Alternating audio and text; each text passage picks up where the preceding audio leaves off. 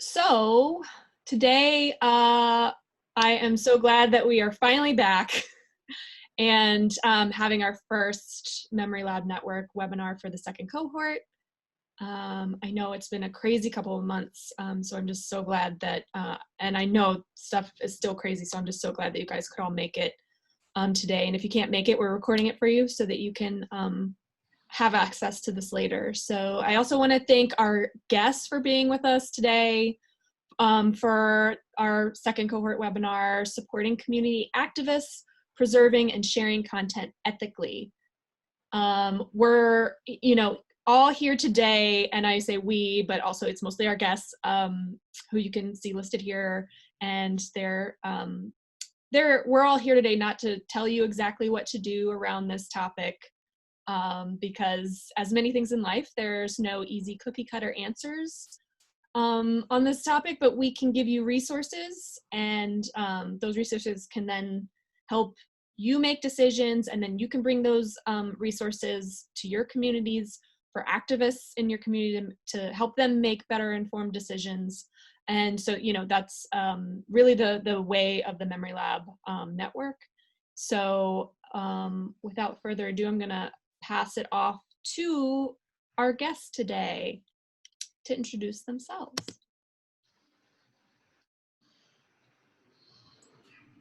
Hello, I'm Caroline. On this call we have, I'm speaking on behalf of the Transfer Collective, and on this call we have representatives or representation from 3 members of this collective, myself, Lorena Ramírez-López, and Robin Margolis, and we're going to be talking throughout the webinar. Just a little bit about Transfer Collective. We are a nonprofit organization that partners with artists, activists, and community organizations to lower the barriers to preserving at-risk audiovisual media, especially unseen, unheard, or marginalized works. We do this through digitization, screenings, educational workshops, and pop-up events. We operate through a non-hierarchical model. And we also work to create an inclusive environment in which to explore practical methods for media preservation, archiving, and access.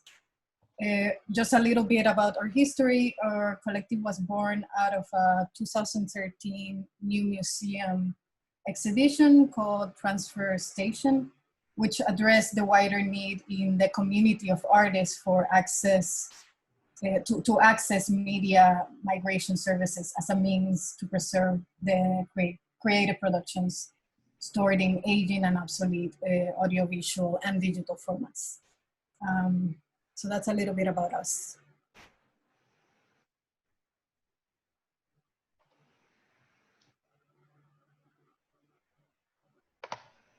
Hi, everyone. My name is Yvonne Ng, and I manage the archives program at Witness. If you're not familiar, Witness is a global nonprofit organization. We're a human rights organization that supports people to use video to protect and defend human rights. And we do this through collaborations with local grassroots partners and through direct trainings and by developing training resources.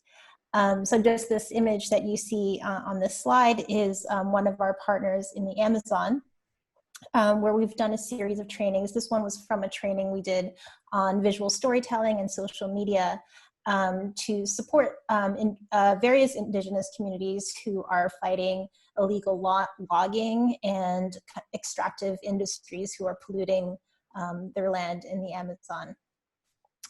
So I'm really pleased to be here, and I guess we can just go straight ahead into the next slide. So sort of just to orient, I guess, our presentation today, I just wanted to, share some examples of typical activist audiovisual content that you might encounter if you're partnering with activists or providing digitization services or preservation services to activists with audiovisual content. The first type is advocacy videos. So these might be videos or documentaries that activists have created and put released publicly, for the purposes of their advocacy work, for raising awareness, for, just getting their message out to wider audiences. Another type of activist AV content you might see are evidentiary videos. So these are typically raw and unedited videos that show, an abuse or injustice taking place that could potentially be used in a court or in a legal context to prove that an event happened. And sometimes these evidentiary videos can actually be filmed by the perpetrators themselves. Human rights perpetrators are actually very good documenters of their abuse. And we've seen that historically. Related to evidentiary video, eyewitness documentation is another common form of audiovisual content that you might see if you're working with activists. So, you're probably seen some of these, but, they are videos filmed by bystanders or witnesses of something that they see going on the street in front of them. They could just be accidental witnesses, so bystanders, or intentional witnesses. So, groups like Cop Watch organizations that monitor and their communities for police misconduct. Another type of activist AV content that you might see are oral histories, or sort of videos that document community memory. So these are stories that have been intentionally gathered to preserve, personal or community experiences for the purpose of cultivating understanding, remembrance, or even a healing or restoration process for a community.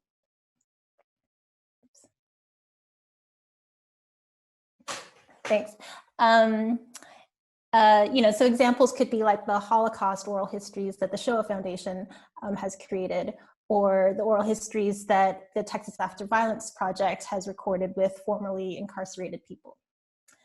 And then the last two categories that you might see are public records that have been used for activism. So these would be public records such as those created by a state authority for accountability or other purposes that activists have repurposed and utilized in their work. And another type that you might see are off-air recordings that have been used for activism. So they might be recordings from television, like the news or other media that have been used by activists in their work. So, all of these types of recordings present different challenges and considerations in terms of safety and security, rights and permissions, and preservation that we're going to talk about for the rest of this webinar. We'll go to the next slide. So one of the topics that was identified in the survey that you all answered was that there's an interest in just having some tips for safely documenting.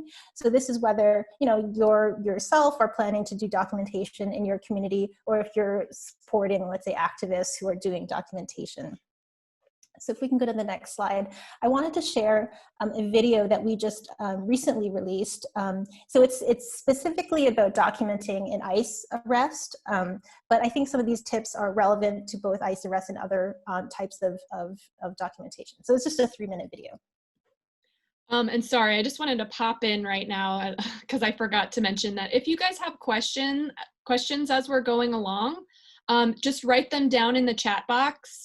And then we're going to have a Q&A session later, so we'll make sure that we get to it. So if anything's percolating right now, pop that in the chat box while we watch this video.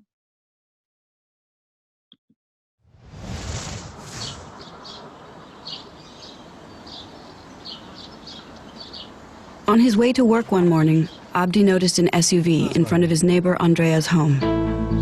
When Andrea came outside, 2 men approached her. It was ICE. ICE stands for Immigration and Customs Enforcement. If you witness ICE or any law enforcement agents making an arrest in public, it is your right to film the interaction as long as you do not interfere with the arrest. ICE doesn't always respect these rights, and sometimes will target the person filming, so always assess your personal risk before hitting record. If you're not comfortable filming, that's okay. You can still document the arrest by taking notes on what happens or simply bearing witness. This is all scary, but remember, we have rights. When documenting an arrest, film openly and comply with any instructions the agents give you. If the agents tell you to stop filming, you can tell them, "I am exercising my right to document this arrest." Abdi let Andrea know that he was there to support her and document the agent's behavior. If the agents ask you to step back, document yourself complying and continue filming if you feel comfortable. Always keep your camera focused on law enforcement, not the person being arrested or their family members. Showing their identities can make them vulnerable to retaliation. The agents claimed to have a warrant, but it was not signed by a judge. Be sure to capture details like any documents the agents are carrying, as well as weapons, badges, and uniforms. Capture context, such as street signs, landmarks, and any other cameras that are present, but don't stop recording in between shots. If the agents become violent, remain calm and allow your footage to speak for itself. If you do narrate, focus on facts, such as time of day and number of agents. Do not reveal the identity of the person being detained, their immigration status, or their criminal history. Anything the agents learn during an arrest can be used in court. ICE does not have the right to confiscate your phone or to delete your footage, but they may try anyway. Lock your phone with at least a 6-digit passcode. Your passwords are protected under your Fifth Amendment right, but fingerprint ID, facial recognition, and pattern lock are not. Andrea was arrested. Other videos in this series will help you understand what your rights are if ICE arrests you or stops you in your community. After filming, make a copy of your footage on a separate device and don't change the file name. If you edit the footage, do so from a copy. This will help the original stand up as evidence in court. Abdi did not post the footage to social media or live stream it, knowing that doing so could expose him and Andrea's family to retaliation. Instead, he shared it with Andrea's family and their lawyer. They decided how to release it. Your footage will be more effective when released strategically in partnership with a lawyer, an advocacy organization, or a reputable journalist. If you witness ICE making an arrest, remember, you have rights.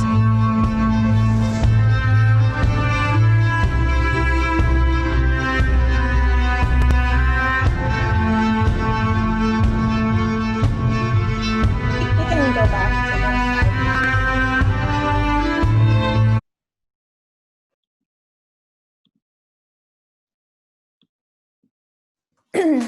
so we can go to the next slide. Yeah, so I guess the video, speaks for itself, but just to run through some of those tips that were shared that are, important for safety: using a passcode on your phone, turning on your automatic cloud backup in case your phone is confiscated, filming law enforcement officers, not victims or the people being arrested or protesters, filming details like badges, warrants, objects that can help verify the time, date, location. If you narrate, sticking to facts and not giving out personal identifying information of yourself or the people that you're filming. And know that you have the right to record law enforcement, but you yourself should assess your own personal safety and what you're comfortable with, and whether you choose to comply if the police tell you to stop, even though you do have the right to film.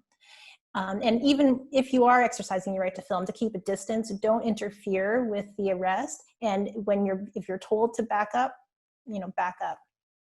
And then finally, in terms of sharing, obviously consider consent and security before you do so, and maybe even consult the lawyer or the victim's family or the victim's lawyer before you take any action. We'll go to the next slide.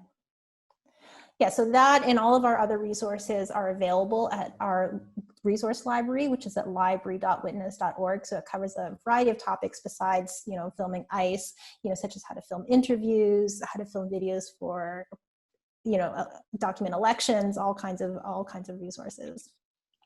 Next slide. But even without our resources, when working with activists, here are just some general questions that you can use to assess risk in any kind of situation before you embark on a collaboration or a project with activists. So they're just these are just basic risk assessment questions. So, what do you need to protect? So it's good to be specific and identify what are the types of information you need to protect. who do you need to protect it from? So who are the potentials or adversaries in this situation? How much do adversaries want that information, and how easy is it for them to get it? So what kind of, what does your infrastructure look like? What is in place in terms of your security? What happens if the adversaries get it? So what are the consequences? Like how bad, or how serious are these consequences? And then finally, what are you willing or able to do to stop that from happening? So obviously, you work in a public library, there are certain, things you can and cannot do. So just knowing what the limitations are and what you're able to do. And so these kind of assessments will help you and the activists you're working with understand what the risks are and what actions you can take. And next slide. Yeah, so I just wanted to close my section with like a few other general tips for working with activists in ethical, sustainable, and productive ways that I've learned just from my work. And these are probably no surprise, but yeah, like approaching the work with humility, respect, and a spirit of collaboration and participation.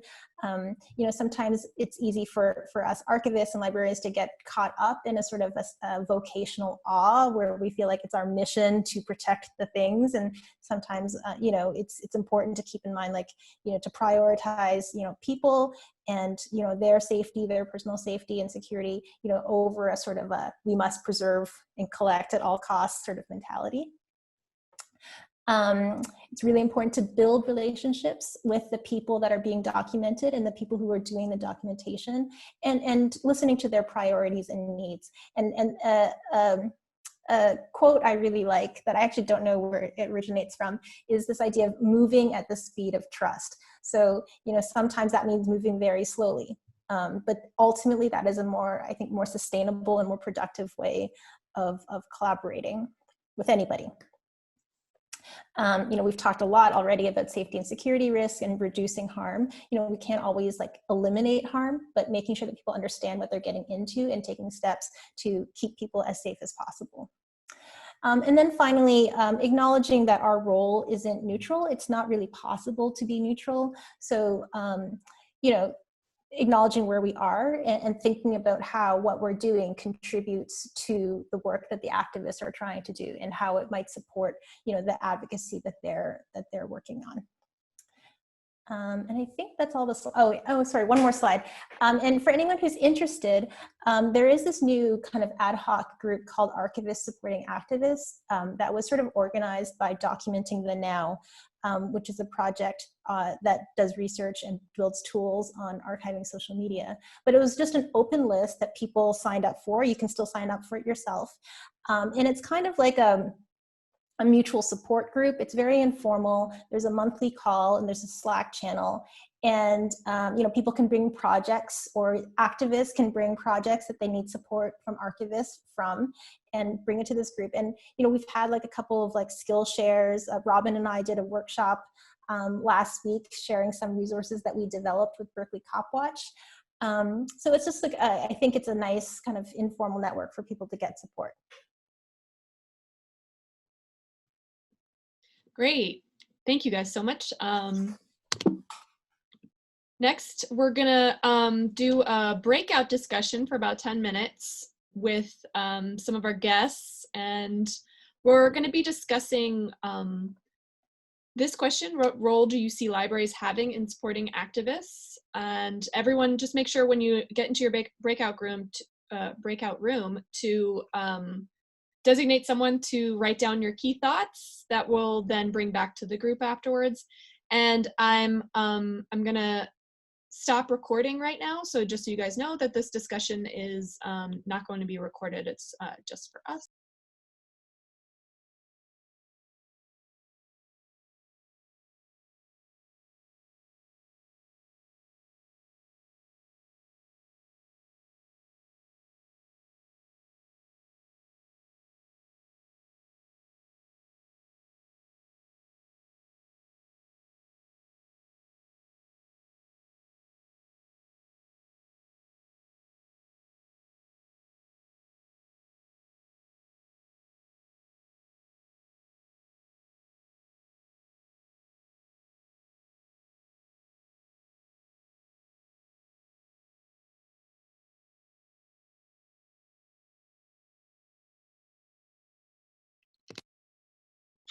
So, hi everybody. I was excited to come after we did the report back and the discussion because I knew that we'd already have a lot of what is being said by Yvonne, and also what we just said in that discussion would be a lot of what basically we need to think about in this process, and that a lot of this we already know. So that's one thing I feel like I wanted to really just make the point that as librarians and people who come into this field or are really close to it in different ways, we already have a lot of extremely valuable skills and knowledge and experience to bring to activists.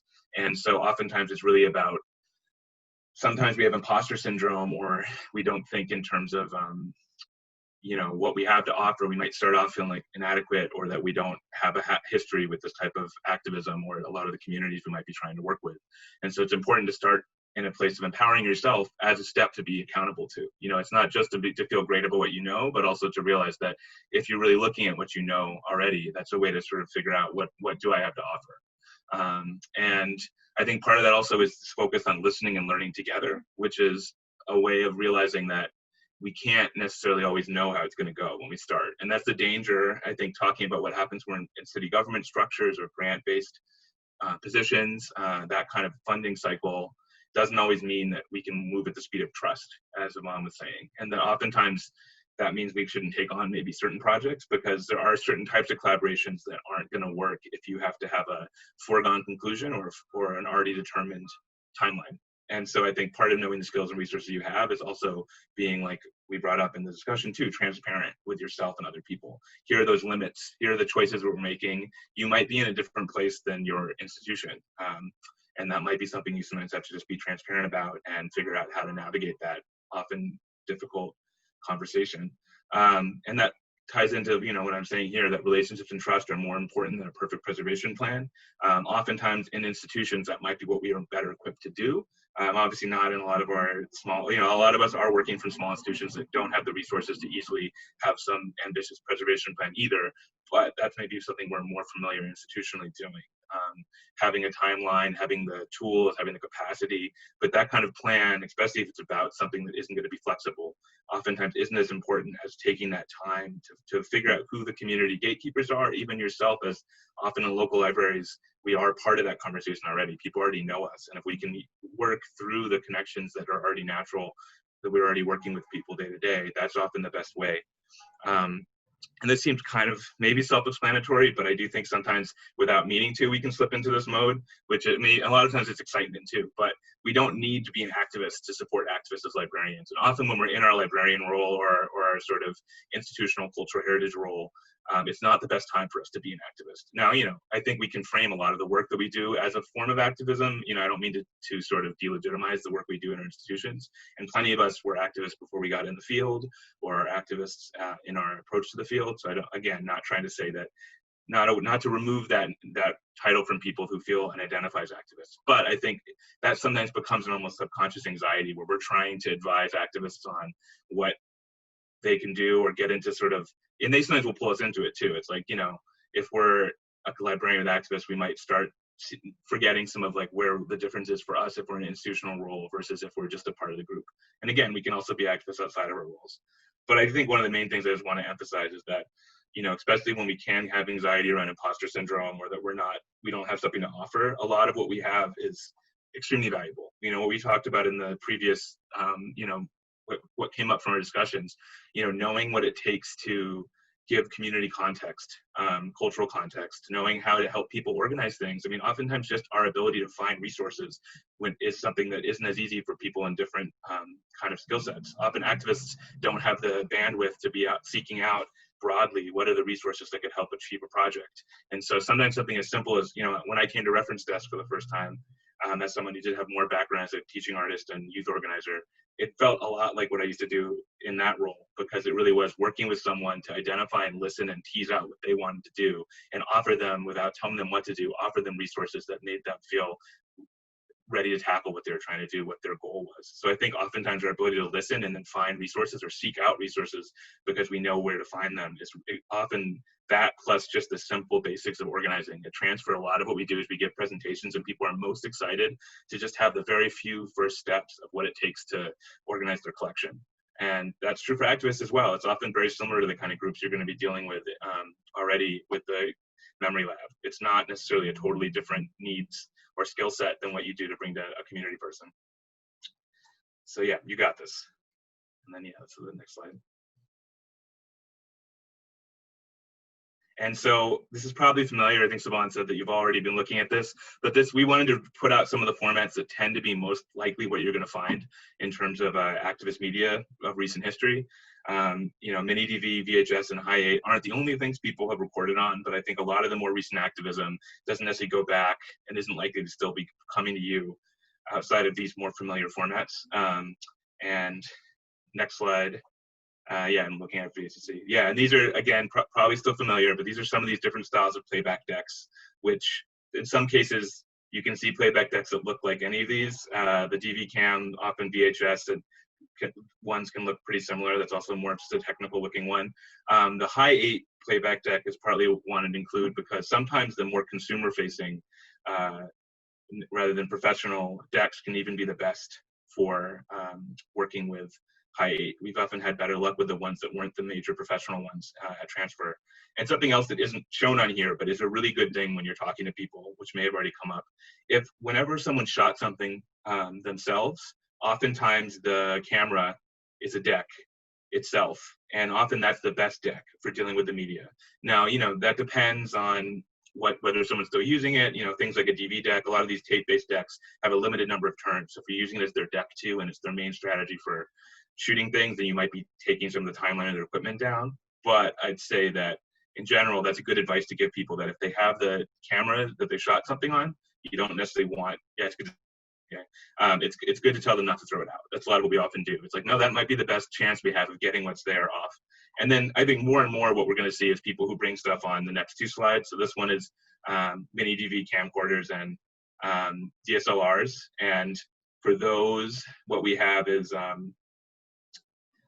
they have their proprietary format. So it can be a headache for us. I think we're not going to get totally into how to deal with them, but just recognize that, you know, they might have, depending on their mode, some of them are hard drives, and you have to learn what is the actual file format that's underlying how they write their footage. And so you sometimes have to go through different eras of proprietary systems and have to go and look up for the model. It's different each time. And so it's just something to make sure that when someone's bringing you in footage and it's been created certain ways, so you might be in that problem solving role of trying to work with how has this codec been designed to work? What is the way that model was teaching people to have to take it off? And then actually, I think we're gonna get from Lorena a little more rundown on iPhones and Androids. That's often what we're getting now as activists, even more. Yeah, so once our technology arrives to like the 21st century, especially during the mid-2000s, phones play a big part in capturing reality and content because it becomes accessible, cheaper, and portable. You'll come across a variety of types of phones, but you can bet that you'll be working with either Apple or Androids. The photos and videos these devices will capture will be original files, and they can be very important. Please always keep in mind safety concerns, settings, and storage. For safety concerns, think GPS data, the Find My Phone app. Is there a lock screen on their phones, or is it open? Is it a PIN, password, or fingerprint? For quality settings, like what's the default?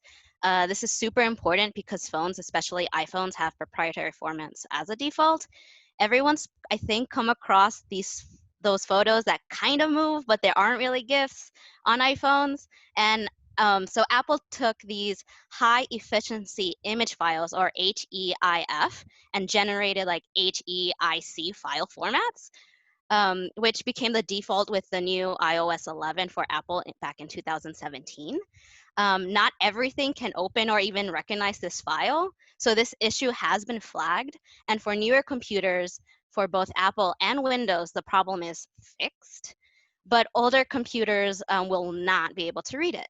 And for storage, think about how much storage do you have in your phone. Protesters and activists won't have time to review their photos and delete things if they need more space.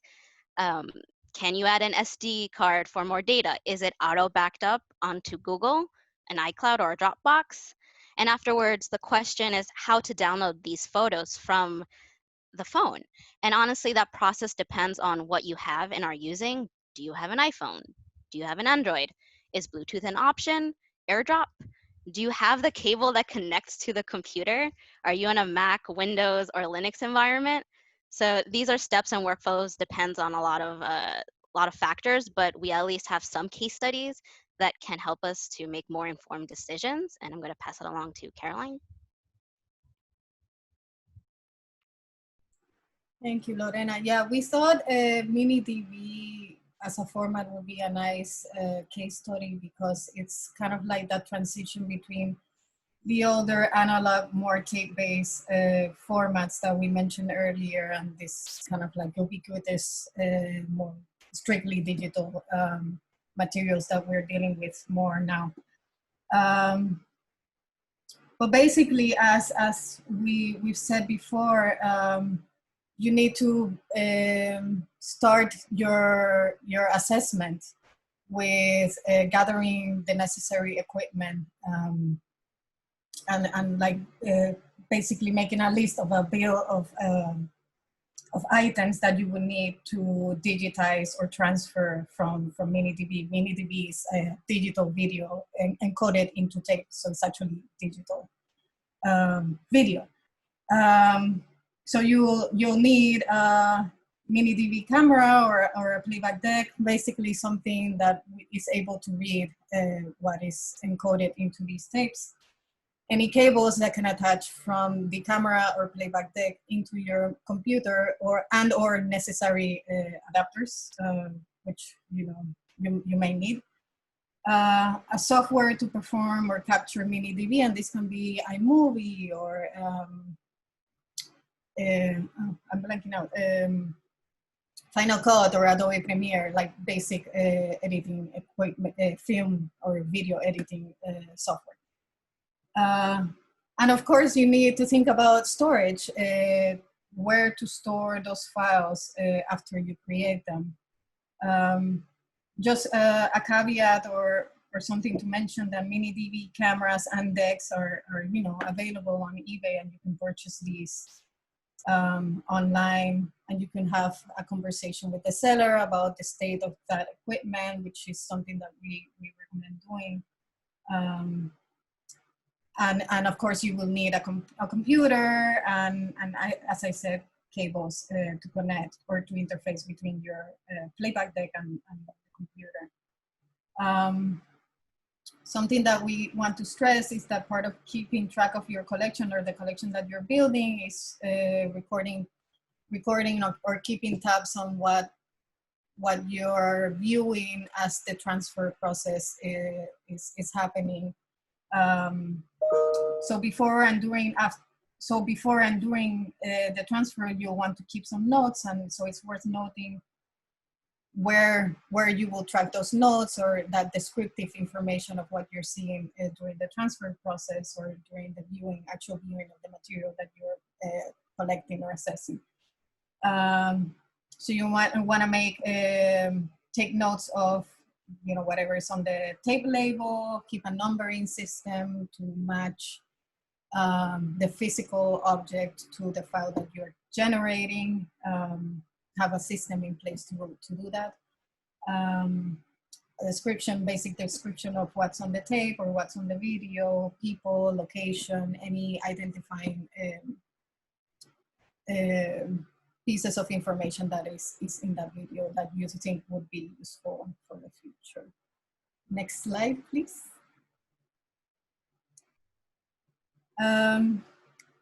So like I said, or I mentioned earlier, a big part of planning for transferring media is to think about storage, digital storage. So this is just a little bite of information. MiniDB requires approximately 1 gigabyte of storage for every 5 minutes. So you end up creating fairly large files from these DB tapes. So you can calculate how much storage you need for the hard drive and where you'll store those files. So this is a big part of that planning. And just a very basic outline of what this workflow will be. And the big caveat is that it all depends on what equipment you have and And I just want to say that everybody on this call, but us, Transfer Collective, are more than happy to guide people in kind of crafting these workflows. But basically, you would just set up your, say you have a mini DV camera, so you just set the camera into VCR mode, so it's just playing back what's on the tape, and capture that DV stream, digital video stream on the software, say iMovie, like in the slide, in the picture. And the reason why you want to capture DV and not like MP4 or .movs is because DV is the native digital video stream of what is encoded in that tape. So you can transcode that DV stream into something else if you want to, but you just want to get a one-to-one relationship from what's on the tape to what's on the digital file. Once captured, you want to locate that actual file created by the capture program, and so you want to name them according to whatever convention you set up in your institution or in your place of work. But sorry, before you do the actual transfer, you want to configure the settings of that capture. And the key things to pay attention to, and we won't have a lot of time to cover that, but again, we're available to talk to you or guide you through that processes. But it's really important to pay attention to frame rate, resolution, aspect ratio of your output file format. So you, again, maintain a one-to-one relationship with what's on the tape, that digital video, mini DV video, and what ends up going into that digital file.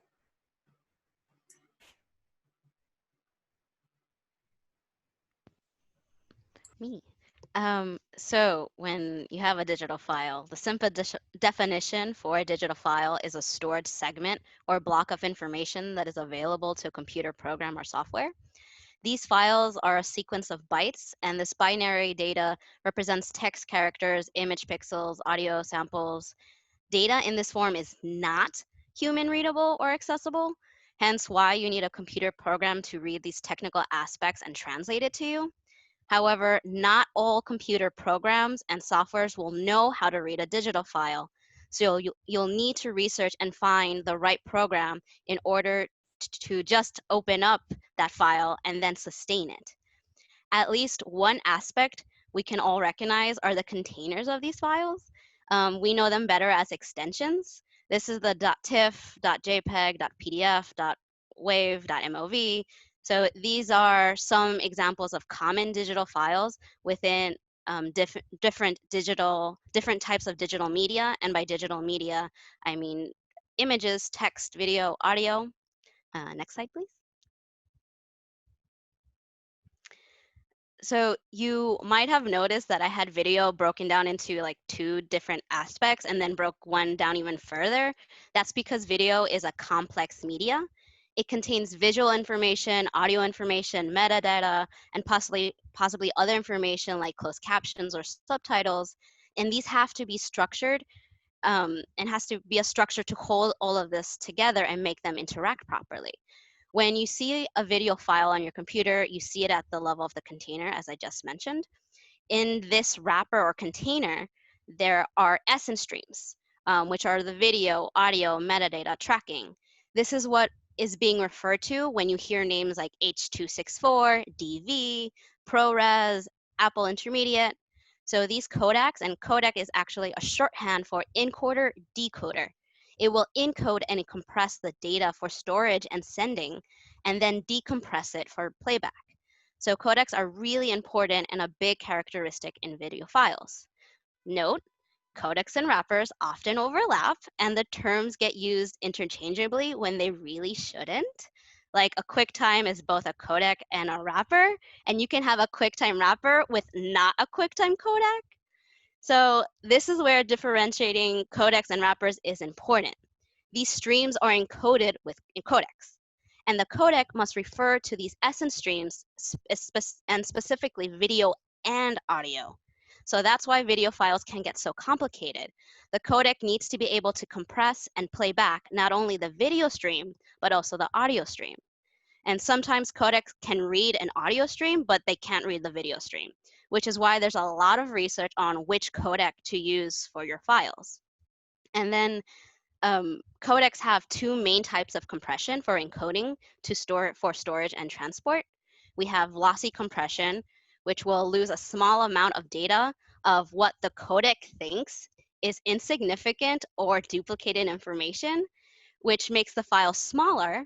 So lossy is helpful for access, not so much for storing original files for digital preservation.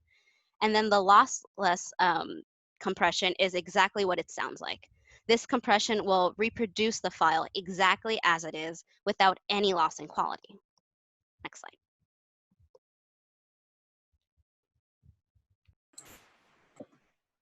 So another thing to keep in mind when dealing now more in the digital realm is file management, which is basically how you name files and folders and keep your collection now digital organized. So you want to come up you want to come up with some kind of consistent way of naming files. And that is going to depend on the software that you use for capture, if you are capturing video or audio or whatever, because you will be able to name your files within that program. So say, for example, if you're using iMovie, you name the file, you generate the name of that file within iMovie. And you also want to document what your file naming scheme means for others who may come after you. So that is clear for future generations of archivists. Item relationships are easier to consistently document when data control is established, and this is what we're basically talking about. The following naming convention best practices, the following are naming convention best practices for digital files and folders. And so like you see in the slide, you want to name in a consistent way. Established consistencies or naming conventions are important for maintaining organizational control over collections throughout their lifespan. You want to keep names relatively short. Your naming conventions are intended to clarify content and maintain organization, not to do the work of a cataloging. I think sometimes we often think of file names as a way to quickly identify what is on that digital video file or whatever, and we can't really use file names for, it's not advisable to use file names for that purpose. You want to name in a way that makes files and file folders easily searchable. This speaks to the point of discoverability and maintaining organization, but not intending to provide contextualization for the way, contextualization as in keeping a full catalog record about the files. You also don't want to use illegal characters like the number sign, exclamation points, @ signs, etc. These are characters that a computer will not process correctly and will result in missing files or simply information being processed incorrectly. A very important key piece of information is that you don't want to rename your camera original files. The camera assigns file names are important for maintaining original order, but also for the purposes of authenticity. So files should be kept in information packages and tied to related projects. There's more. And you also want to use unique IDs for your file names. Next slide. Very quickly, because we're nearing our time. Another big aspect of managing digital files is making decisions about digital storage, and you want to consider the following things to guide that process. What is the overall size or projected size of your collection, the number of items, the hours of contents in gigabytes, in terabytes, whatever you have, and expect that collection to grow, or if you have an expectation of that collection to grow. in terms of size. You want to consider how you or your institution will need access to that to those files or to that collection, where that access would be designed, who else would need access to those files, and how easily will you be able to migrate content in the future.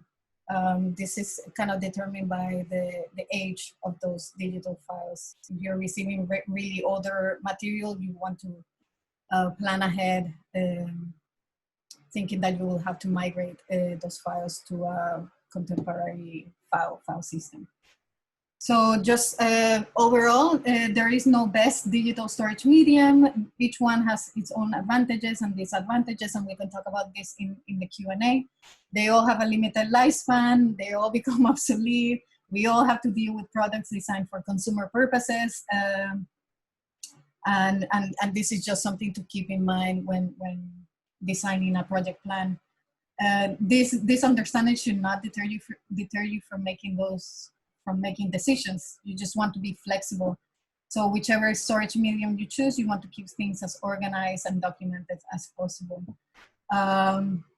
Just very basic rule of thumb is the 3-to-1 rule, which dictates that you want to make 3 copies of whatever content you have. You want to save them on at least 2 different types of storage medium. And you want to save one of those copies on a different location from where you live. Next slide.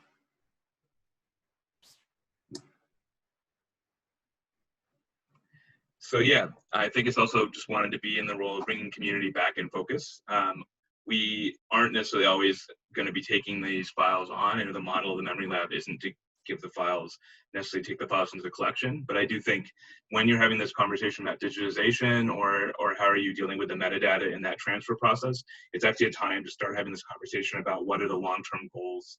And you know, I think as maybe you probably already know as individuals, and probably as you've gotten into this role with the Memory Lab, a lot of this is problem solving and trying things out, and having someone in there with a community member, an activist who's just saying, all right, we're going to try this out. We're going to see if we can find what works best for your needs, and look up what is the most recent case studies on these often changing targets for file. You know, video archivists have oftentimes still not been able to come up with great consensus on a lot of the questions of how to deal with video. So it's not like we even necessarily can always bring up one right answer, even if we're deep in our knowledge of it.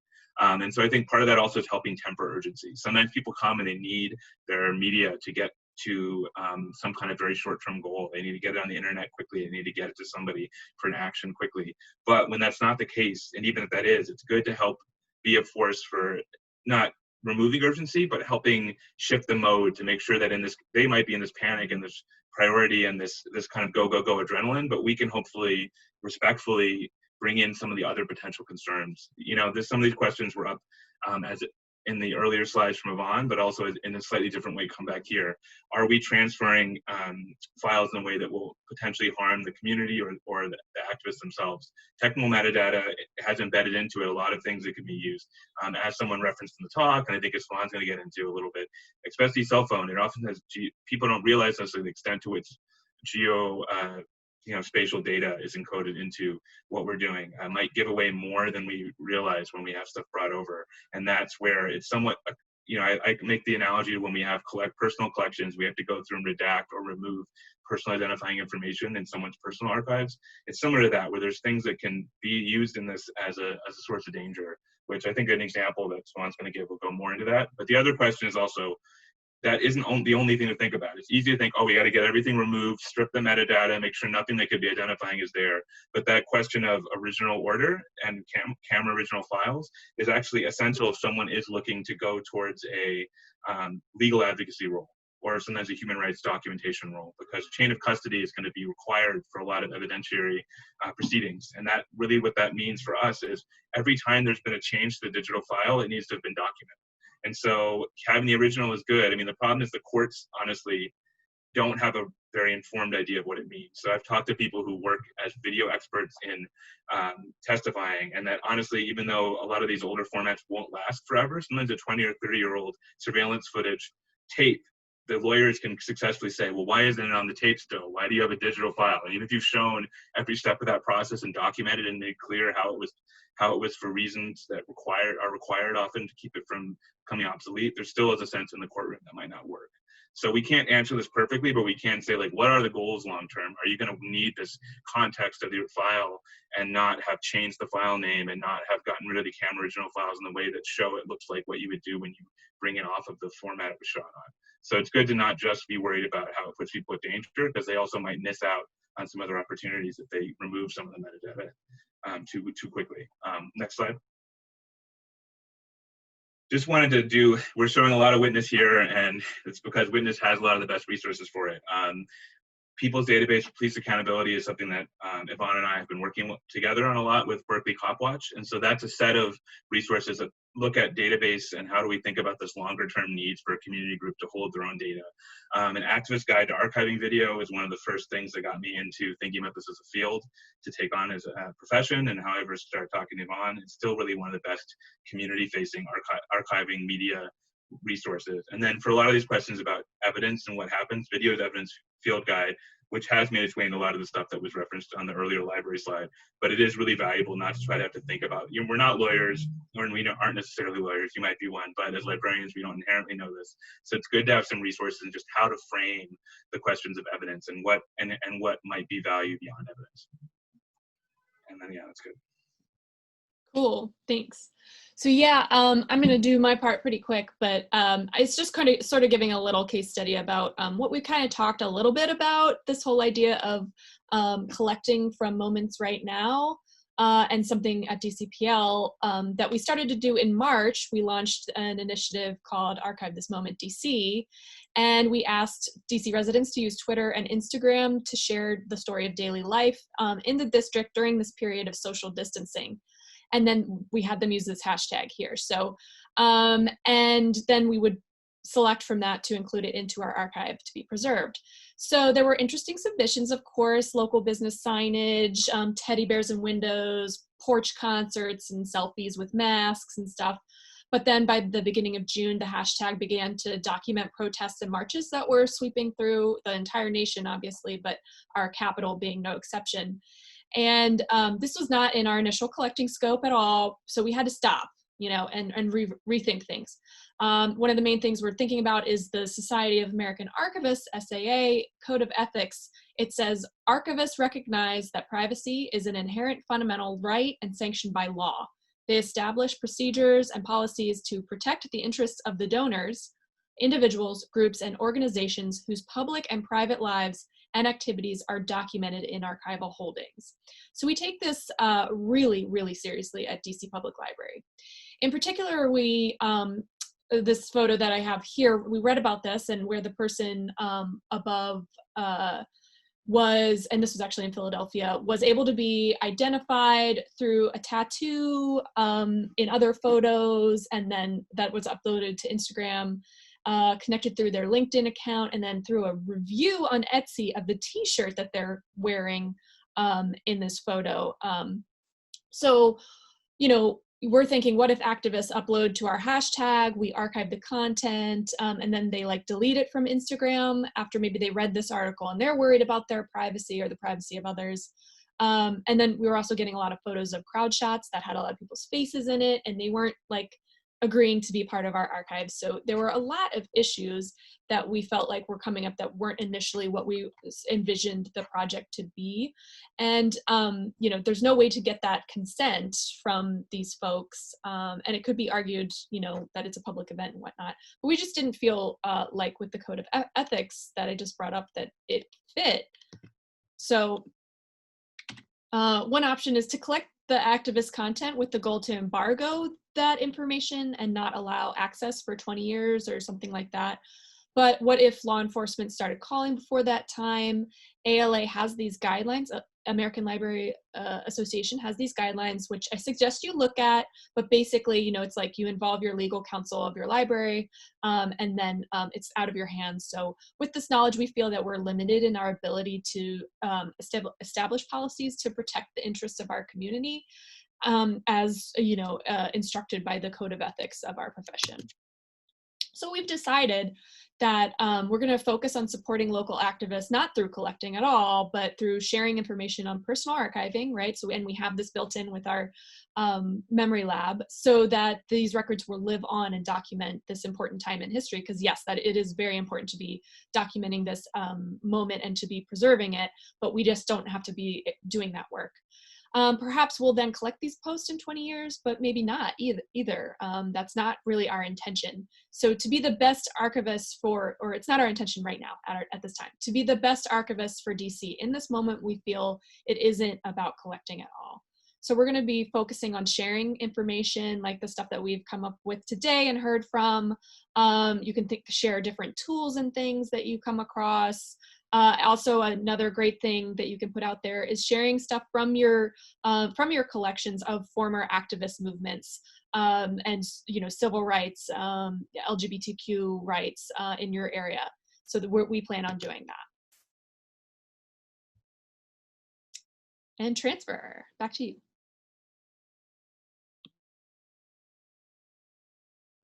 So we're running a little short on time, so we'll try to go through a little quickly. But yeah, this is. I'll maybe go back to the last one just for a second. This is just a reminder on that question of informed consent. We did this kind of form, emailed it to people, had people share it out, and even so, you'll often find people have done all that without reading it. So we had an artist who went through all this, had it, I think, 3 times, but still ended up getting really upset around the process of when they found out that just what we had said we would do here was still true.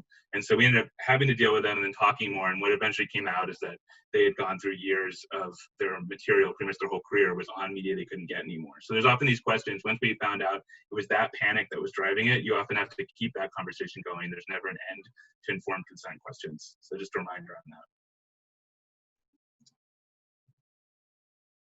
And yeah, I guess a lot of us, just briefly, we'll say we use Internet Archive as our sharing method. That's where we bring stuff to as the final goal when people work with us. That's the agreement, is that we do it often for free or for a really affordable rate for community groups and artists. But the idea is that it will be publicly available on the Internet Archive, which we do negotiate around sensitive issues. It's not automatic and people can ask them to come down later, but we do that as our goal.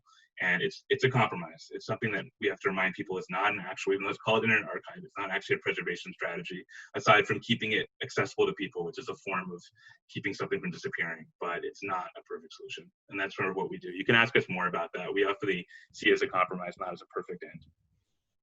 Yeah, and I'm sorry, Robin, I totally skipped over, sorry, this slide. Oh, yeah, these are just some good images up there, but you can share it later. This kind of just to show that it's not ever perfect. I think we should think informed consent is beyond just are we legally covered? It's this question of we have to keep trying to aim for it, and we should never be too fully settled with it. People's minds change over time. They might not have the space to hear you at one point in the process. So these are just some ways to kind of visualize that. Yeah, that's really important. Cool, thanks. But we can keep moving so we don't lose our time here. Thanks everyone for being patient. Is this where we're at? I think we are. Oh, Yvonne, you're on mute right now. People can't hear you. Sorry. Yeah, so I just wanted to quickly just share 2 examples from the sort of human rights world, just in terms of sharing. The first example is Ramzi Orda, who was the man who filmed Eric Garner, who was strangled to death in Staten Island.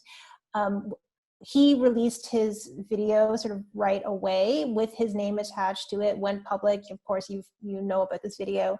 And he ended up being targeted and retaliated against by the police. He was put in jail for a separate cause. While he was in jail, the guards, allegedly tried to poison his food. He was treated very badly, and now he is out, but he's actually living in hiding. So it has completely altered his life. So this, you can see, like, Orda no longer gives interviews, will not disclose his location. He says, "I'm happy I took the video," he said in a statement via his lawyers, "but I wish I was able to keep my name out of it." So this is just in terms of, like, what he, in hindsight, wishes that he did. And on the right, that is Faden Santana. He filmed the shooting of Walter Scott in South Carolina. And, he actually, because of some of these experiences, he actually was very cautious about releasing the video, and he held it back. He got in touch with Walter Scott's family and their lawyer, and he did not release the video until after the police had released their report. And his video kind of just showed how the police completely misrepresented what they did. And, you know, it contributed a lot to that case, which resulted in the sentencing of the officer. But, you know, he did fear for his life, that he might be in danger. But understanding the risk, he decided to do what he needed to do. But you can see in this video clip, he talks about how it still has impact on his life in terms of the trauma. He still relives that moment, you know, over and over again. So these are just some things to think about in terms of like sharing this kind of documentation. And so we've already featured a lot of witness resources on this presentation, but we have a lot of resources to help people think through that. So here's just a couple, and then the next slide is a longer form resource that we have, ethical guidelines for sharing eyewitness video. I won't go into all of it. Great. Thank you so much, you guys. Thank you so much to our speakers, Yvonne, Robin, Caroline, Lorena. You guys are amazing. The work you're doing is amazing. And, you know, MemLab Network, like these folks are now part of your network, and those resources are out there. And if you're looking for something specific, either, you know, put it in the Slack, and I'll either ask Yvonne or the transfer folks to see if there's something that will answer your needs. I bet there is something out there. So I just want to thank you so much. It's 2:33. We can hang on for a few more minutes. So we can do a quick Q&A if anybody has anything. That this was still being recorded. I'm going to stop sharing though. Yeah, if anybody has any questions, I know the last few slides, we wanted to make sure we got through everything and shared all those resources with you guys. But if there's any questions for our guests.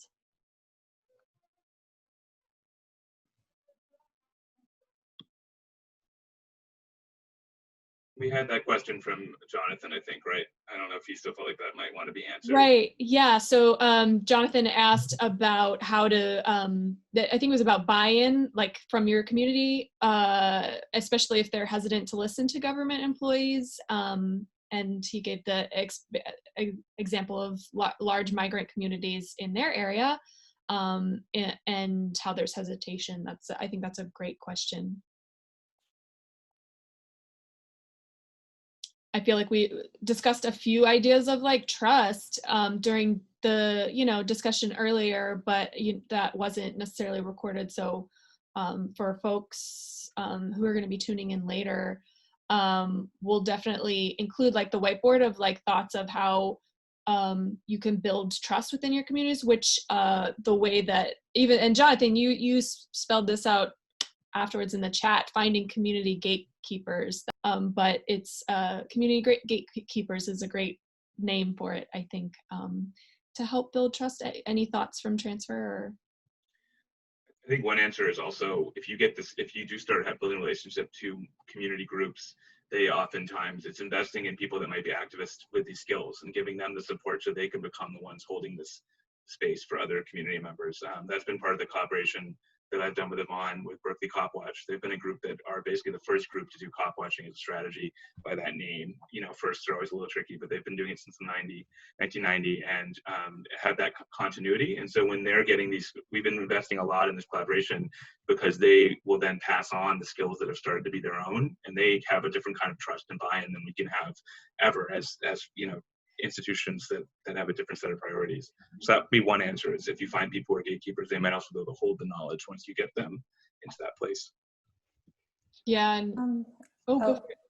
No, I would also just add, just thinking back to Siobhan's example of DC Public Library deciding not to collect and thinking back about those risk assessment questions. You know, in some cases it might not be that they don't trust you, but it's actually not a good situation for them to be depositing materials with an institution that can be subpoenaed or is like part of, you know, the government. So, you know, it's sometimes it's like the responsible decision to make is to not collaborate with that group in that way. Like there might be other ways that you could support them. Yeah, and I think for us, for DC, it'd be like, I think we're going to start where my thoughts, this is just Siobhan's thoughts, honestly, is that we'll just start with the folks that we know already. If it's LGBTQ activists locally, start there with folks that we know, and then be like, hey, we have these resources that, you know, and we're going to be teaching this class, please share with other activists that might there be like a overlap. And I think I'm going to highlight like those education and resources. And I think one thing that I would suggest that I think Witness does so well is making those resources available in different languages, especially if you have immigrant communities, making those resources and educational resources in a different language. And that I know is difficult because translation is not dumping in a Google API translation text. It takes a person, a group, and a lot of time, especially for the context. But if you have resources and you kind of want to build up trust, having your resources in a different language or their language definitely, I think, helps build that trust, because they'll be able to understand what you want to say way better in their own language than in English.